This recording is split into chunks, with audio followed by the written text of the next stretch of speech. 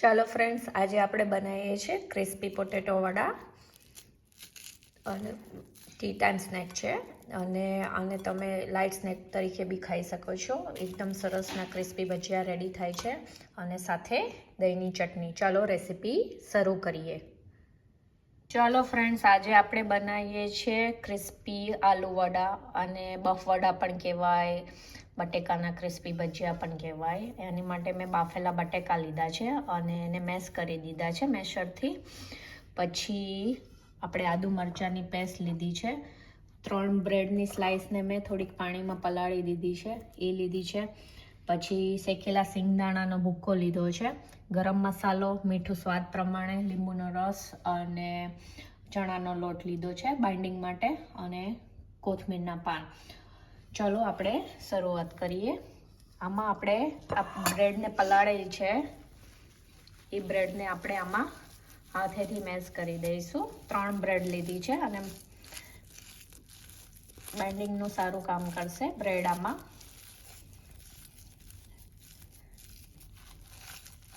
એકદમ સ્ક્વીઝ નથી કરવાની અને બ્રેડમાં થોડુંક અમથું જ પાણી નાખીને સહેજ સોફ્ટ કરવાની છે. હવે આપણે આમાં 3 ચમચી સિંગદાણાનો ભૂકો નાખીશું. શેકેલા સિંગદાણા લીધા છે. તમારી પાસે શેકેલા ના હોય તો તમે કાચા સિંગદાણાને બી ક્રશ કરીને લઈ શકો છો. પછી આદુ મરચાંની પેસ્ટ લીધી છે. તીખાશ તમારા ઘરના ટેસ્ટ પ્રમાણે વધારે ઓછી તમે કરી શકો છો. પછી આપણે 1 ટીસ્પૂન જેટલો ગરમ મસાલો નાખીશું આમાં. પછી સ્વાદ પ્રમાણે મીઠું નાખીશું. પછી બેઝિક મસાલામાં પિંચ ઓફ હળદર નાખીશું આપણે અને થોડુંક અમથું ધાણા જીરું પાવડર. આમાં લાલ મરચાંનો ઉપયોગ નથી કરતા. પછી બાઇન્ડિંગ માટે આપણે 2 ચમચી ચણાનો લોટ નાખીશું. તમારે ફરાળી બનાવવું હોય તો તમે ચણાના લોટની જગ્યાએ ફરાળી લોટ પણ ઉપયોગ કરી શકો છો. પછી ટેસ્ટને બેલેન્સ કરવા માટે આપણે 2 ચમચી જેટલી પાવડર સુગર નાખીએ છીએ અને કોથમીરના પાન ધોઈને નાખી દેવાના છે આમાં અને લીંબુનો રસ, અડધા લીંબુનો રસ નીચવીશું આપણે.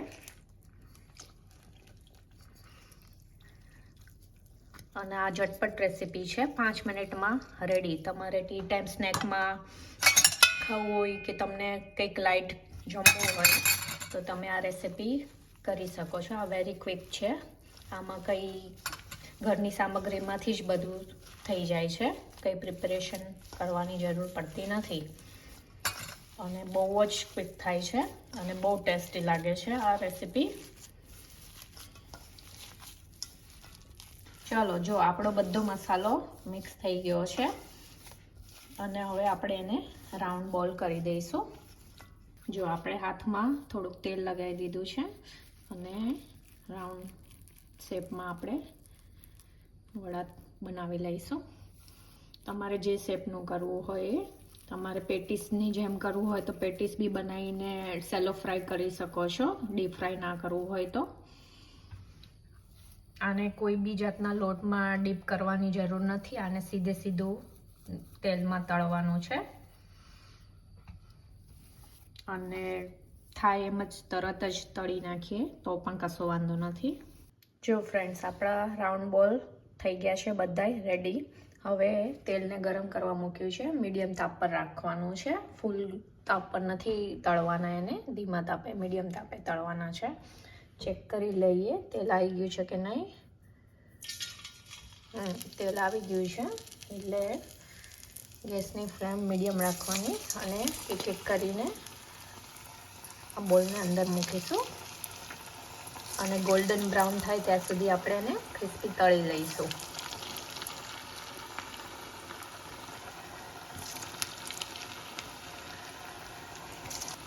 જો ફ્રેન્ડ, સરસ બ્રાઉન કલરના થઈ ગયા છે. આ વડામાં આપણે કોઈ પણ જાતના સોડાનો ઉપયોગ નથી કરતા, પણ તો પણ એટલા મસ્ત ક્રિસ્પી અને સોફ્ટ થાય છે અંદરથી.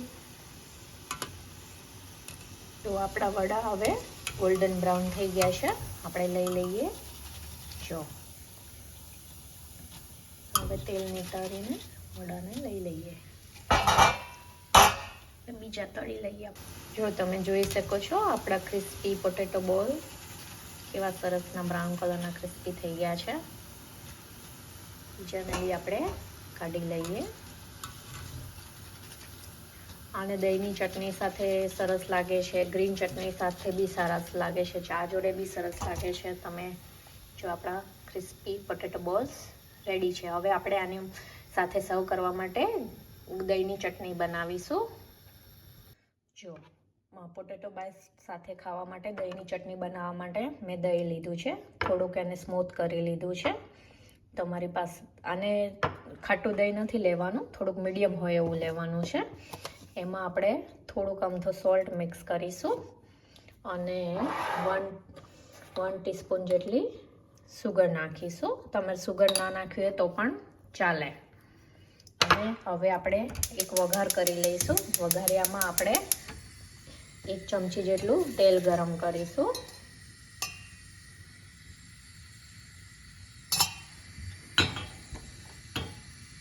તેલ ગરમ થાય એટલે આમાં આપણે થોડી કમથી રાઈ નાખીશું.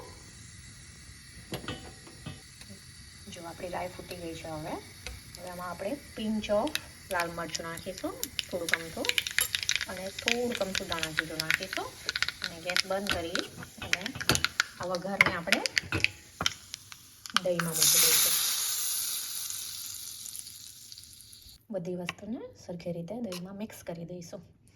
આ ચટણી કોઈ પણ ભજીયા સાથે, વડા સાથે બહુ જ સરસ લાગે છે. તમે પણ ચોક્કસ ટ્રાય કરજો દહીંની ચટણી. ફ્રેન્ડ્સ, આપણા ક્રિસ્પી પોટેટો બાઇટ્સ, ક્રિસ્પી વડા તૈયાર છે અને દહીંની ચટણી પણ તૈયાર છે. તમે પણ ચોક્કસ ટ્રાય કરજો એકવાર. જો કેટલા સોફ્ટ અંદરથી છે અને ક્રિસ્પી છે આઉટસાઇડ. બહુ જ ટેસ્ટી લાગે છે. તમે પણ ચોક્કસ એકવાર ટ્રાય કરજો અને મને જરૂર કમેન્ટ કરીને જણાવજો તમને મારી રેસીપી કેવી લાગી. તમને મારી રેસીપી ગમી હોય તો please like, share and subscribe my channel for more recipe video. Thank you for watching.